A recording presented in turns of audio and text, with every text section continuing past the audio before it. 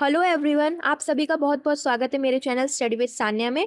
आज हम करने वाले हैं हिंदी का सबसे पहला जो हमारा काव्य खंड का है, दैट इज पहेलियाँ। ठीक है, बुझ पहेली। तो सबसे पहले तो हम इसका कवि परिचय देखेंगे, क्योंकि परीक्षा में आपसे कवि परिचय में से भी प्रश्न पूछे जाएंगे। ठीक है, तो सबसे पहले मैं कवि परिचय समझा देती हूँ और उसके बाद फिर मैं आपको पहेलियाँ समझा दूंगी। ठीक है, सो आइए शुरू करते हैं। लेकिन इससे पहले अगर आपने अभी तक मेरा चैनल सब्सक्राइब नहीं किया सो प्लीज़ कर लेना, लाइक करना, अपने दोस्तों को शेयर कर देना और कमेंट में बताना आपको वीडियो कैसी लगी। ठीक है, तो पहेलियाँ किसने लिखी है, इसके कवि कौन है? अमीर खुसरो। ठीक है, तो हम अब अमीर खुसरो के बारे में जानते हैं, उनका कवि परिचय देखते हैं। अमीर खुसरो का जन्म सन 1253 ईस्वी में एटा, जो आज के समय उत्तर प्रदेश है, तो उत्तर प्रदेश के पटियाली नामक कस्बे में गंगा किनारे हुआ था। प्रश्न आपसे यहीं से सबसे पहला पूछा जाएगा कि अमीर खुसरो का जन्म कब हुआ था और कहाँ हुआ था। तो आपका उत्तर होगा सन 1253 ईस्वी में, और एटा उत्तर प्रदेश के पटियाली नामक कस्बे में गंगा किनारे हुआ। ठीक है, वे मध्य एशिया की लाचन जाति के तुर्क सैफुद्दीन के पुत्र थे। दूसरा क्वेश्चन यहाँ से क्या आ सकता है कि वो कौन से जाति के थे? ठीक है, तो आंसर होगा लाचन जाति। और किसके पुत्र थे? सैफुद्दीन के पुत्र। इनके पिता का नाम सैफुद्दीन। ठीक है, लाचन जाति के तुर्क चंगेज खां के आक्रमणों से पीड़ित होकर बलबन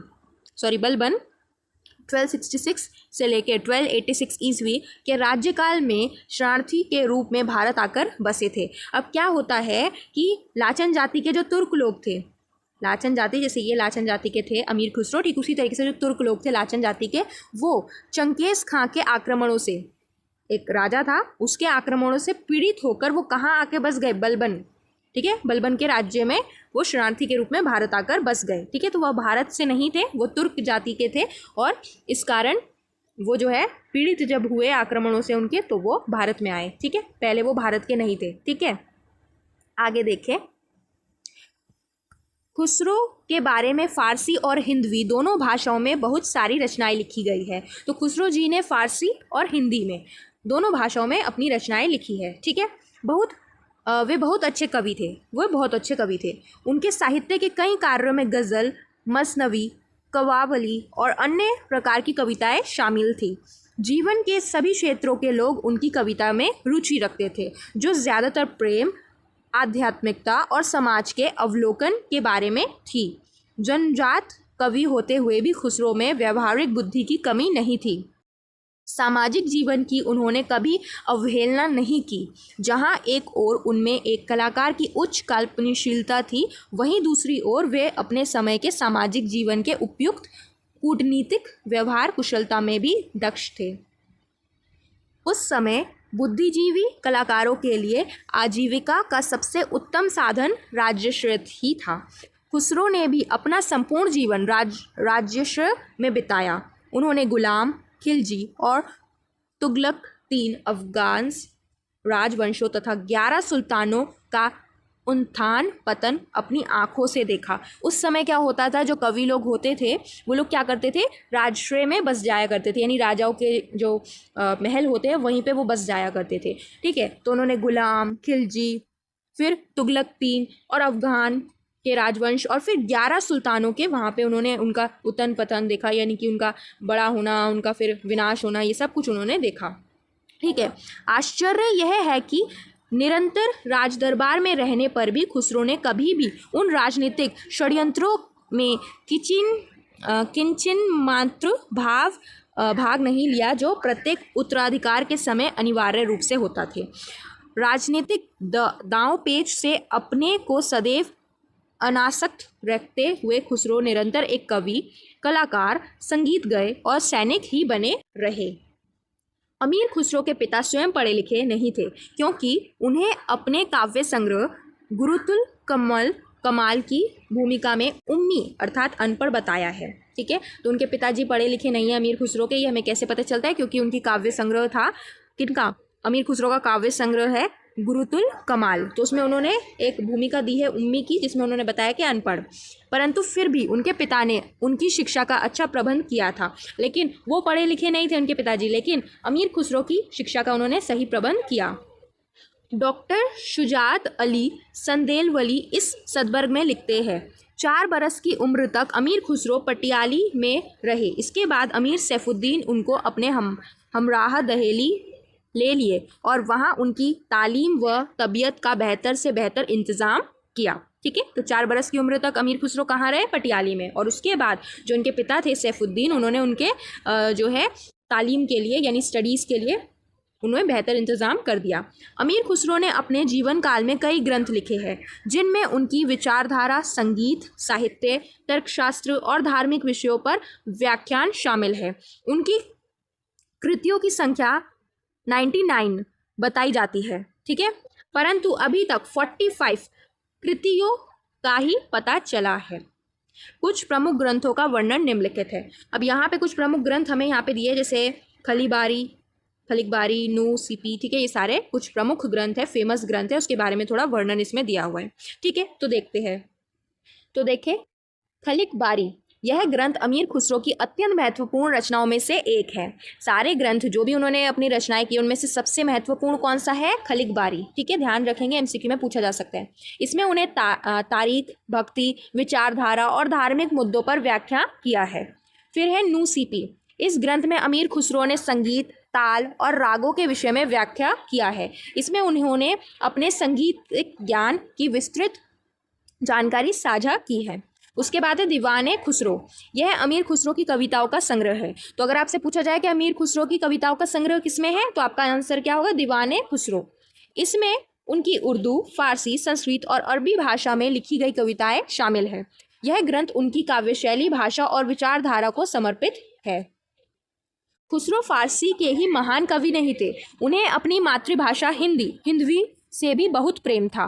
खुसरो ने दिल्ली के आसपास की बोली को, जिसे आगे चलकर खड़ी बोली का नाम दिया गया, संवारने, सुधारने और साहित्यिक स्वरूप देने का सर्वप्रथम प्रयास किया। कालांतर में यही भाषा अपने परिनिष्ठित रूप में आधुनिक हिंदी और उर्दू का आधार बनी और स्वतंत्र भारत के संविधान में इसी हिंदी को देश की राजभाषा होने का गौरव प्राप्त हुआ। ठीक है, अमीर खुसरो ने ताउम्र अपना जीवन एक अच्छा इंसान होकर बिताया। उन्होंने पूरी उम्र कोई भी गलत कार्य नहीं किया। वह हर पल ईश्वर और अपनी कविताओं में ही डूबे रहते। हिंदी साहित्य में इनका भी बड़ा योगदान रहा है। वह हिंदी, हिंदवी और फारसी में लिखने के लिए जाने जाते हैं। अमीर खुसरो को भारत का तोता की उपाधि दी गई थी।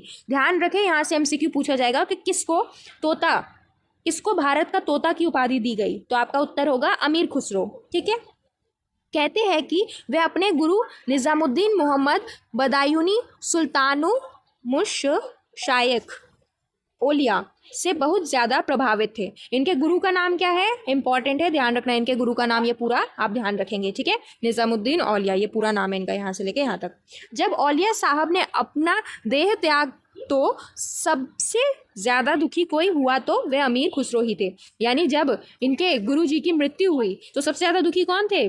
अमीर खुसरो। ठीक है, अमीर खुसरो को अपने गुरु को खोने से बड़ा सदमा लगा। ठीक है, कहते हैं कि कई दिन तक अमीर खुसरो अपने गुरु की समाधि पर ही सिर टिकाए सोए रहा।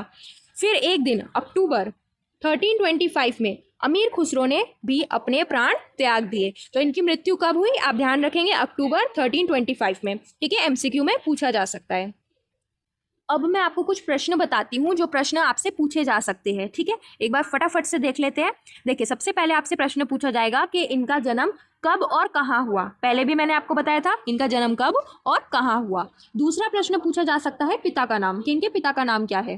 तीसरा प्रश्न आपसे पूछा जा सकता है कि ये किस जाति के थे, तो आपका आंसर होगा लाचन जाति। चौथा, लाचन जाति के लोग किसके आक्रमणों से दुखी थे, तो उत्तर क्या होगा आपका? तुर्क। जो लाचन जाति के तुर्क थे वो चंगेज खां के आक्रमणों से पीड़ित थे, ध्यान रखेंगे। फिर पांचवा प्रश्न, किसके राज्यकाल भारत शरणार्थी के रूप में आए थे, तो आपका उत्तर होगा बलवन। ठीक है, उसके बाद देखिए छठवा, कितने सुल्तानों के राज्याश्रय में रहे, यानी कितने सुल्तान थे? 11 सुल्तान। ठीक है, इनकी रचनाएं उपलब्ध है। कितनी रचनाएं उपलब्ध है इनकी? 45। और कितनी रचनाएं इनकी टोटल है? 99। ठीक है, भारत का तोता किसे कहा जाता है? भारत के तोते की उपाधि किसको दी गई? अमीर खुसरो। ठीक है, अमीर खुसरो। उसके बाद इनके गुरु का नाम क्या है, मैंने बताया आपको। उसके बाद इनकी मृत्यु कब हुई, तो आप उत्तर ध्यान रखेंगे, ठीक है। तो ये आपके प्रश्न जो कि पूछे जा सकते हैं आपके इसमें से। हर एक लाइन इंपॉर्टेंट है, तो हर एक लाइन को जरा अंडरलाइन करके जरा अच्छे से आप लिखें, ठीक है। और जो मैंने प्रश्न बताए उनको कॉपी में जरूर लिख लें और उसके अंत दे के आप समझे इसको, ठीक है। सबसे पहले तो क्वेश्चन आता है हमारे मन में, ये पहेलियां होती क्या है, ये जो हम पहेलियां समझ रहे हैं तो पहेलियां है क्या। तो उत्तर देखिए क्या है, पहेलियों का मतलब होता है क्या। तो यह एक कथन है या प्रश्न है या कोई वाक्यांश है। जैसे आप यहाँ पे देखेंगे, आपको बुक में भी दिया हुआ है, ये वाक्यांश आपको दिख रहा है, तो ये एक वाक्यांश है। या फिर आपसे कोई प्रश्न पूछा जाएगा, ठीक है, तो उसमें क्या होगा, उसके अंदर एक अर्थ छिपा होगा, ठीक है। जैसे ये है, इसके अंदर क्या है, एक अर्थ छिपा हुआ है। तो पहेली या बुझोवल, पहेलियों को बुझोवल भी कहा जाता है। तो इसमें होता क्या है, किसी भी वस्तु या किसी विषय के संबंधित इसमें विशेषताएं कुछ आपके समक्ष प्रस्तुत की जाएंगी, ठीक है। और उन विशेषताओं के आधार पर आपको पता लगाना होगा कि वो वस्तु का उत्तर क्या होगा, कि वो वस्तु क्या है, उसका जवाब आपको देना पड़ेगा, ठीक है। और पहेलियों का उद्देश्य क्या होता है, सबसे पहले तो ये जो हम पहेलियां करते हैं इसका उद्देश्य क्या है। तो उद्देश्य ये है कि मनुष्य की रचनात्मक क्षमता का विकास करता है, हमारा जो बौद्धिक क्षमता है उसको बढ़ाने का काम करता है, समस्या का समाधान करने के लिए ये हमारे दिमाग को बढ़ाने का काम करता है। आज के समय में, प्रेजेंट टाइम में, अगर हमें कुछ मन नहीं लग रहा तो हम क्या करते हैं, फोन चलाते हैं, है ना, रील्स देखते हैं। लेकिन जब उस समय जब फोन्स नहीं थे तब क्या करते थे लोग, तब लोग कहानियां पढ़ते थे, भूतों की कहानी सुनाते थे, पहेलियां पूछते थे, ठीक है। लोग जो है पहेलियां पूछते थे, उसका उत्तर जानते थे, उसमें बड़ा मजा आता था, ठीक है। तो पहेलियां बचपन में, आप अगर छोटे है ना, तो बचपन में क्लास में आपके दोस्त होंगे जो कि पहेलियां बोलते होंगे एक दो छोटी मोटी, और आपको उसका उत्तर देना होता होगा, है ना, मज़ेदार होता है। तो वैसे ही वो पहेलियां होती है। पहेलियों से जो मनुष्य है उसकी रचनात्मक क्षमता का विकास होता है, मतलब दिमाग बढ़ता है। जब आप किसी चीज़ का समाधान ढूंढोगे तो आपका दिमाग उस चीज़ में दिमाग विचलित होगा कि भाई इसका आंसर क्या होगा, इसका उत्तर क्या होगा, उत्तर क्या होगा, ऐसा आप सोचोगे तो आपकी क्षमता बढ़ेगी, बौद्धिक क्षमता। तो इसका उत्तर जो उद्देश्य होता है वो ये होता है, ठीक है। समझ आया आपको। तो अब देखते हैं कि हमारी जो पहेलियां है वो क्या है। देखो, पहेलियां दो तरीके की होती है, ठीक है। एक पहेली होती है अंतलर्पिका, एक होती है अंतलर्पिका, और दूसरी होती है बहिर्लर्पिका। अंतलर्पिका का मतलब होता है कि उत्तर जो है ना इसी में कहीं ना कहीं है, इसी के सामने उत्तर आपको मिलेगा, इसी के अंदर आपको उत्तर मिल जाएगा अंतलर्पिका में। लेकिन जो आपका बहिर्लर्पिका होता है उसमें उत्तर आपको ढूंढना पड़ता है, मतलब इसमें आपको नहीं मिलेगा, जैसे समझ रहे हो, तो उसमें नहीं मिलता। तो ऐसा इतना कुछ आपसे एग्जाम में नहीं पूछा जाएगा, फिर भी आप ध्यान रखने के लिए समझ लें कि पहेलियां दो तरीके की होती है, एक अंतर्लर्पिका और एक होता है बहिर्लर्पिका। अंतर्लर्पिका में आपको सामने ही आपका उत्तर मिल जाएगा, लेकिन जो बहिर्लर्पिका होता है, ठीक है, आप जब देखेंगे तो बहिर्लर्पिका में आपको उत्तर सामने सामने नहीं मिलेगा, ठीक है। आपको मन लगा के सोचना पड़ेगा इसका उत्तर, ठीक है। तो आपके इसमें क्या दिया हुआ है, 10, टोटल 10 पहेलियां दी हुई है, ठीक है। तो हम इनको एक एक करके देखते हैं और इसका उत्तर जानते हैं। तो देखिए, सबसे पहले हम ये वाला पहेली करेंगे, हमारा सबसे पहला जो पहेली दिया हुआ है, ठीक है। देखिए, बाला था जब सबको भाया, बड़ा हुआ कुछ काम ना आया, खुसरो कह दिया उसका नाफ, अर्थ करो नहीं छोड़ो गाँव। देखिए, सबसे पहले तो इसके जो मीनिंग्स हैं उनको समझ ले थोड़ा।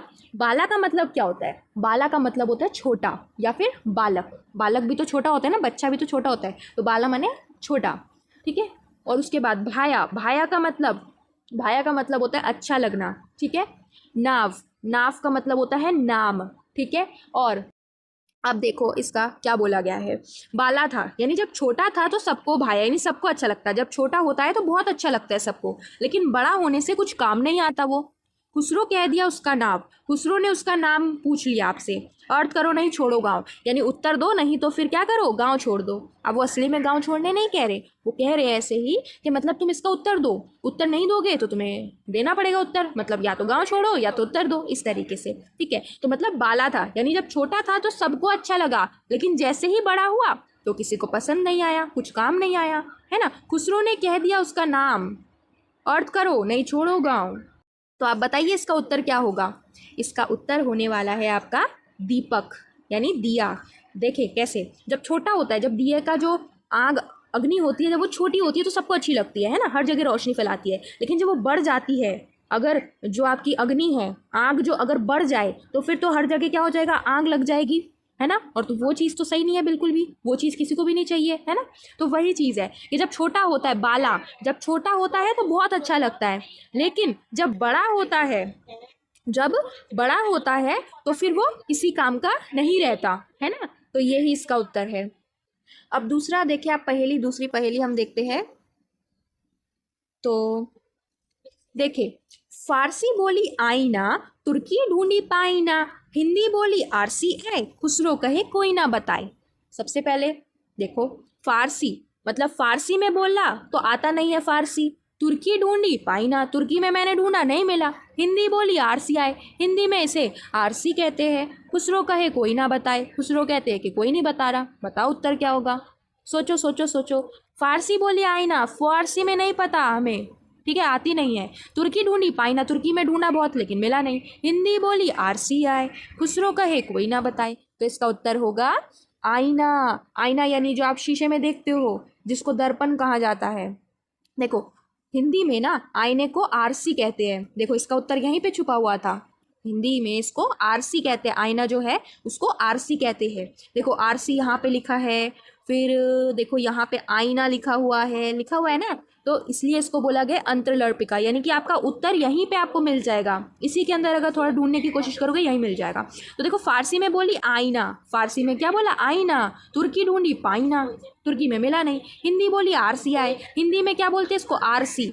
और खुसरो कहे कोई ना बताए, कौन बताएगा बताओ? इसका उत्तर है दर्पण यानी आईना, शीशा। ठीक है, अब हम करते हैं तीसरा वाला पहेली। ठीक है, कौन चलत वह दे बढ़ावे, जल पीवत वह जीव गवावे, है वह प्यारी सुंदर नार, नार नहीं है पर वह है नार। तो देखो, इसमें क्या बोला गया है? कौन, कौन का मतलब क्या होता है? हवा। ठीक है, कौन माने हवा, चलत माने चलना, ठीक। पीवत, पीवत का मतलब होता है पीना या ग्रहण करना। जीव गवावे माने प्राण त्यागना। नार माने सुंदर स्त्री, औरत। ठीक है, और बताओ अब क्या होगा? बोलते हैं पौन चलत वह दे बढ़ावे, मतलब हवा चलने पर वह बढ़ जाती है, और पानी पीने से अपनी जान गंवा देती है। दिखती वह बहुत सुंदर नार है, बहुत सुंदर स्त्री जैसी दिखती है, पर वो सुंदर स्त्री है नहीं। नार नहीं है पर वह नार, मतलब स्त्री नहीं है पर स्त्री जैसी लगती है। तो बताओ क्या है? ऐसी कौन सी वो चीज़ है जो कि मतलब हवा चलने पर बहुत ज़्यादा बढ़ जाती है, हवा चलते ही बढ़ जाती है, लेकिन पानी मिलने से ही ख़त्म हो जाती है? बताओ ऐसी कौन सी चीज़ है? और वह बहुत सुंदर लगती है, नार जैसी, एक स्त्री जैसी लगती है। तो बताओ क्या है वो? पर वो स्त्री नहीं है। तो इसका उत्तर क्या होगा? इसका उत्तर होगा आपका अग्नि, आग।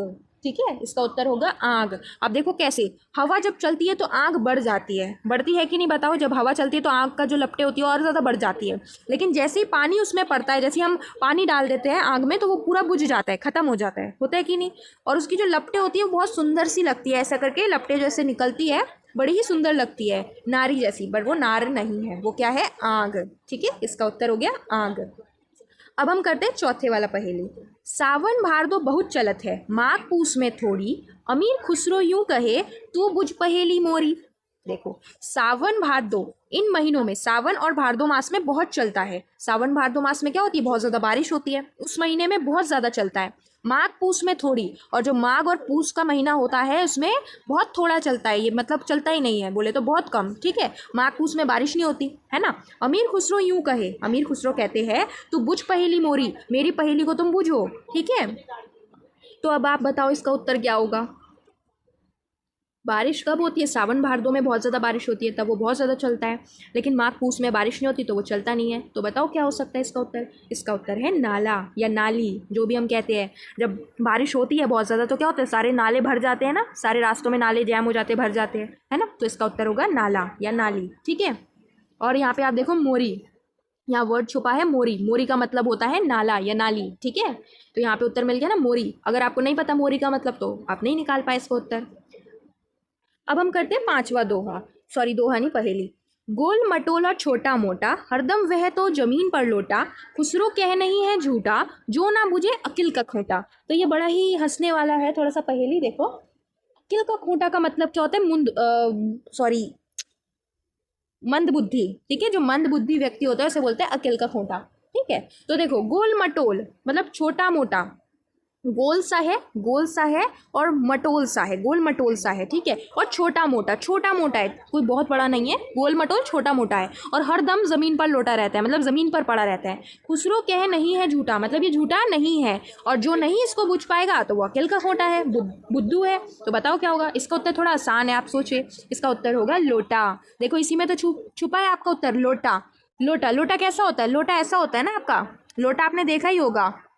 सॉरी, यहाँ पे बहुत ही गंदा बनाया मैंने पिक्चर। देखो लोटा कैसा होता है ना, लोटा जो है छोटा मोटा सा होता है, गोल मटोल सा होता है, ठीक है। पहले के ज़माने में यूज़ करते थे पानी पीने के लिए, सब कामों में, सब कार्यों में लोटों का प्रयोग किया जाता था। अभी तो लोटा यूज़ नहीं करते, अभी तो बोटल्स है, ठीक है, फिर आपके जो है ग्लास है। लेकिन उस समय क्या था, पानी भी पीना हो तो लोटे से पानी पिया जाता था, ठीक है। अगर आप देखेंगे हिंदुओं में जो सूर्य देव को जब दिया जाता है जल, तो लोटे में ही दिया जाता है। फिर जब पूजा होती है, पूजा अर्चा होती है, तो उसमें भी लोटे का प्रयोग किया जाता है जल चढ़ाने के लिए, है ना। तो ये होगा इसका उत्तर लोटा, ठीक है। अब हम करते हैं छठवां पहेली, ठीक है। एक मंदिर के सहस्त्र दर, हर दर में तिरिया का घर, बीच बीच वाके अमृत ताल, बुझ है इनकी बड़ी महाल। देखे एक मंदिर है, उसके सहस्त्र दर माने, दर का मतलब होता है दरवाजे, और सहस्त्र का माने हजारों। तो एक मंदिर है, उसके 1000 दरवाजे हैं। हर दर में तिरिया का घर, तिरिया क्या होती है आपकी? स्त्री यानी औरत, ठीक है। तो हर दर पर यानी हर दरवाजे में एक स्त्री का घर है। और बीच बीच में उसके अमृत ताल है। अमृत ताल का मतलब क्या हुआ? अमृत ताल का मतलब है आपका जो है अमृत का सरोवर, ठीक है, अमृत का सरोवर। तो बुझ है इनकी बड़ी महाल। तो बताओ इसका उत्तर क्या होगा? इसका उत्तर आप सोचे, एक मंदिर है, सहस्त्र दर है उसके, और हर दर में यानी हर दरवाजे में एक स्त्री जाति का घर है, और बीच बीच में उसके अमृत ताल है। अमृत यानी मधु, अमृत माने मधु। तो अब आप सोच सकते हो कि क्या होगा इसका आंसर। इसका उत्तर है मधुमक्खी का छत्ता। मधुमक्खी का छत्ता आपने देखा है? मधुमक्खी के छत्ते में छोटे छोटे से होते हैं ना, मधुमक्खी के छत्ते में छोटे छोटे से आपके होते हैं, बिहाइव्स होते हैं। तो अब जो वो जो छत्ते होते हैं उसमें हर एक छेद में कौन रहती है? तिरिया यानी आपकी मधुमक्खी रहती है ना। तिरिया स्त्री जाति, मधुमक्खी रहती है। और छत्ता कौन बनाते हैं? मधुमक्खी तो बनाती है ना। और उसके बीच बीच में हर एक दरवाजे में अमृत ताल होता है, यानी कि मधु होता है उसमें, है ना, होता है ना। तो बस, और ये बहुत ही महाल है, उनका जो बुझ है, मतलब उनका जो घर है, बहुत ही ज़्यादा महाल, बहुत ही शानदार होता है। तो इसका उत्तर है मधुमक्खी का छत्ता, ठीक है। अब सातवां पहेली करते हैं हम। पानी में निस्दिन रहे, जाके हाड़ मास, काम करे तलवार, काफिर पानी में बस। देखो क्या बोल रहे हैं, पानी में निस्दिन रहे मतलब हर टाइम पानी में रहता है। ये जो वस्तु है ये हर टाइम पानी में रहता है। जाके हाड़ मास मतलब इसका हाड़ मास भी पानी में रहता है। काम करे तलवार, इसका काम कैसा है? तलवार का काम करता है, ये काटने का काम करता है। तलवार क्या करता है? काटता है। काफिर पानी में बास, और फिर पानी में ही रहता है। तो बताओ ये क्या हो सकता है? ये कौन सी वस्तु है जो कि तलवार का काम करती है, काटने का काम करती है, और हमेशा फिर पानी में ही रहती है? तो ये होगा इसका उत्तर कुम्हार का सूता यानी डोरा, ठीक है। जो डोर होती है ना कुम्हार की, जो कुम्हार होता है जब वो बनाता है कुछ भी मटका वगैरह, तो उसमें क्या होता है कि उसमें आपका जो है जब वो काटता है चीज़ों को, अपना जो मटका वगैरह बनाएगा, उसको शेप देगा, और फिर जब काटेगा उसको, तो काटने के लिए वो जो उसका सूता होता है उसके थ्रू वो काटता है। तो इसका उत्तर क्या होगा? कुम्हार का सूता, ठीक है, समझ आ गया, कुम्हार का सूता। अब आगे चलते हैं आठवें पहेली में। अब देखिए इसका क्या है। चाम मास वाके नहीं नेक, हाड़ हाड़ में वाके छेद, मोही अचंबो आवत ऐसे, वामे जीव बसत है कैसे। देखो क्या मतलब, चाम माने चमड़ा, वाके माने उसमें, नेक का मतलब होता है अच्छी तरह से, हाड़ माने हड्डी, मोही माने तुझे, अचंभो का मतलब होता है आश्चर्य, आवत माने आना, वामे माने उसमें, ठीक है, बसत माने बसना। तो इसका उत्तर क्या होगा बताओ? चाम मांस वाके नहीं नेक मतलब ना ही उसमें चमड़ा है, ना ही उसमें मांस है, कुछ भी नहीं है उसके अंदर। हाड़ हाड़ में वाके छेद, और हाड़ हाड़ में यानी हड्डी हड्डी में उसके छेद है, ठीक है। मोही अचंबो आवत ऐसे, मुझे बहुत अचंभित, बहुत आश्चर्य होता है इस चीज़ से कि उसमें जीव कैसे रहते हैं, मतलब उसमें जीव कैसे बसते हैं, जीवन उसमें कैसे, जीव कैसे उसमें बस रहा है, ना ही उसमें हाड़ मांस है, कुछ भी है, हड्डी हड्डी में उसके छेद है। बताओ, मैं तो आश्चर्य से चकित हो जाता हूँ कि कैसे उसमें जीव रहते होंगे। बताओ इसका उत्तर क्या होगा? तो इसका उत्तर है, क्या होगा इसका उत्तर? इसका उत्तर है पिंजरा। पिंजरे में रहते हैं ना जानवर, पिंजरों में रखा जाता है जानवरों को। तो पिंजरा क्या, उसमें ना तो हाड़ मांस होता है, कुछ भी नहीं होता, और हड्डी हड्डी यानी जो उसका स्ट्रक्चर है, तो उसमें छेद होता है ना, जगह होती है ना, छेद होता है। तो बस, और उसमें अंदर क्या रहते हैं? जीव रहते हैं आपके, है ना, एनिमल्स रहते हैं। तो इसका उत्तर हो गया आपका क्या हो गया बताओ? पिंजरा। ठीक है, अब हम करते हैं 9वां पहेली। एक थाल मोती से भरा, सबके सिर पर औंधा धरा, चारों ओर वह थाली फिरे, मोती उससे एक न गिरे। देखो, एक थाल है मोती से भरा, एक थाली है जिसमें मोती भरी हुई है, सबके सिर पर औंधा धरा, और सबके, तुम्हारे, मेरे और सभी के सिर में जो है क्या है, उल्टा हुआ है। औंधा माने उल्टा, उल्टा रखा हुआ है। चारों ओर वह थाली फिरे, और ये जो हर तरफ थाली फिरती रहती है। ठीक है, हर तरफ थाली फिरती रहती है, मोती उससे एक ना गिरे। इतना फिरता रहता है वो थाली, फिर भी उसमें से एक भी मोती नहीं गिरती। ऐसा क्या हो सकता है बताओ? अब आप देखो कि एक थाली है, उसमें मोती भरी पड़ी है, ठीक है, और सबके सिर के ऊपर है वो। अब अगर मैं सिर अपना ऊपर करूँ तो मुझे क्या दिखाई देगा? ये छोड़ो, आप कहोगे मुझे छत दिखाई दे रही है, छत नहीं, छोड़ो, छत नहीं, आसमान की तरफ जाओ। क्या होगा उत्तर इसका? आसमान। आसमान में क्या है? आसमान में तारे हैं, तारे चमक रहे हैं। वो कैसे है? मोती की तरह है कि नहीं बताओ? और वो हमारे सर के ऊपर है, और जो मोतियाँ मतलब जो तारे हैं वो हमारी तरफ उल्टे तरफ से है, उल्टे ऐसे लटके हुए हैं, है ना। और हमारा जो धरती है वो घूमता रहता है, लेकिन उसमें से एक भी जो मोती है वो कभी भी नहीं गिरती, है ना। तो इसका उत्तर क्या होगा? आसमान। ठीक है, वह तारे, आसमान व तारे। ठीक है, अब करते हैं हम अपना लास्ट पहेली। ठीक है, तो इस पहेलियों को देखते हैं हम। 10वां पहेली है, श्याम बरन पीतम्बर कांधे, मुरली धरना होए, बिन मुरली वे नाद करत है, बिरला बुझे कोय। देखो, श्याम माने काला रंग, सांवला रंग। ठीक है, बरन पीताम्बर, पीताम्बर का मतलब होता है पीले वस्त्र को धारण करने वाला। ठीक है, उसके बाद नाद, नाद का मतलब होता है आवाज। ठीक है, और बिरला, बिरला का मतलब है शायद ही कोई, शायद ही कोई। देखो, श्याम बरन पीताम्बर कांधे, यानी वो कैसे सांवला है और हमेशा पीताम्बर धारण करता है, यानी पीले वस्त्र धारण करता है। मुरली धरना होए, उसके पास मुरली नहीं है, उसके पास मुरली नहीं है। बिन मुरली वह नाद करत है, मतलब बिना मुरली के ही वो आवाज करता है। बिरला बुझे कोई, शायद ही इसे कोई पहचान पाए। बताओ इसका उत्तर क्या होगा? तो इसका उत्तर है भौरा या भवरा या भ्रमण। ठीक है, देखो कैसे, जो आपका भौरा होता है ना, वो कैसा होता है? सांवला होता है, और उसके जो शरीर है उसमें पीले रंग का एक आकार बना हुआ होता है। ठीक है, और मुरलीधर ना होए, उसके पास मुरली वुरली तो है नहीं, लेकिन फिर भी वो क्या करता है? आवाज़ करता है। ठीक है, तो इसका उत्तर क्या होगा? आपका भौरा।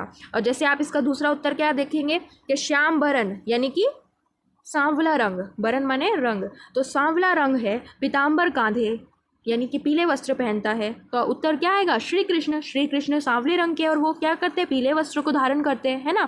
लेकिन मुरलीधर ना होए, लेकिन मुरली तो धारण नहीं करते वो, कौन? भौरा। लेकिन श्री कृष्ण तो करते हैं, तो इसलिए इसका उत्तर यहाँ श्री कृष्ण नहीं हुआ। क्यों? क्योंकि वो मुरली को धारण करते हैं, लेकिन भौरा मुरली को नहीं धारण करता। मुरली बिना धरे वो क्या करता है? आवाज़ करता रहता है, तो इसका उत्तर क्या होगा? भौरा। ठीक है, तो यहाँ पे हमारा जो पहेलिया था वो कंप्लीट होता है। आई होप आपको समझ आया होगा। समझ आए तो लाइक करना, अपने दोस्तों को शेयर करना, और अभी तक अगर चैनल सब्सक्राइब नहीं किया सो प्लीज़ कर लेना, और कमेंट में बताना आपको वीडियो कैसी लगी। सो मिलते हैं नेक्स्ट वीडियो में और ऐसी वीडियो के साथ। So till then